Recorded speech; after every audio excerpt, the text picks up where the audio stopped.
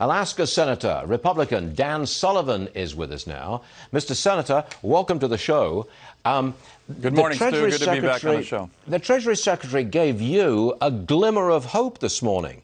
He suggested that the price of oil could get back to $30 a barrel by August. I'm sure you'd like that because at $14, you guys are out of business. Well, look, I think it's obvious that the energy sector has been through a supply shock, a major one, a major demand shock. What we need to avoid as we come out of this pandemic is a major political shock. What do I mean by that? The president and his team and Senate Republicans, we are all focused on bolstering this key sector of our economy. But let's face it, Stu, National Democrats have become irrationally unhinged in their hostility towards the energy sector. You may have seen the uninformed Congresswoman AOC tweeting the other day, celebrating the demise of this sector and the tens of thousands of good jobs in it.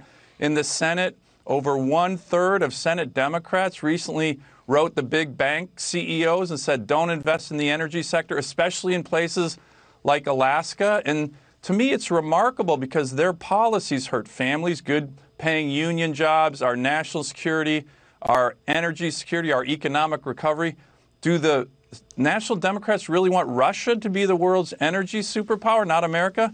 I think so. So we got to avoid the major political shock, which I think we will. Well, what are you going to get in terms of help from the government? I know that there's $3 billion set aside to buy oil and put it into the Strategic Petroleum Reserve.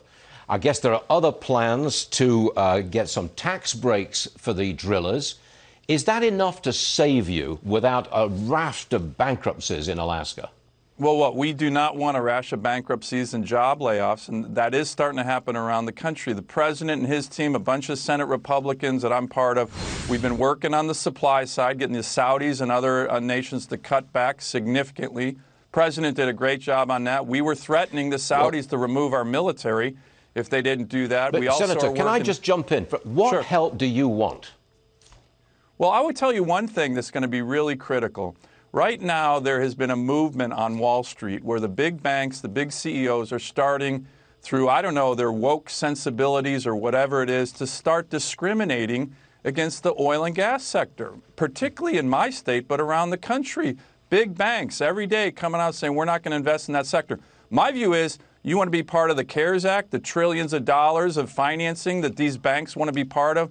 They shouldn't be able to discriminate against a really important sector of the economy. So we've been talking to a number of folks in the administration with certain senators, but Wall Street shouldn't have the opportunity to say, hey, we're going to participate in CARES and financing and then discriminate against a key sector of the economy, killing jobs, killing our national security. So that's something that I think is going to be a really important issue longer term.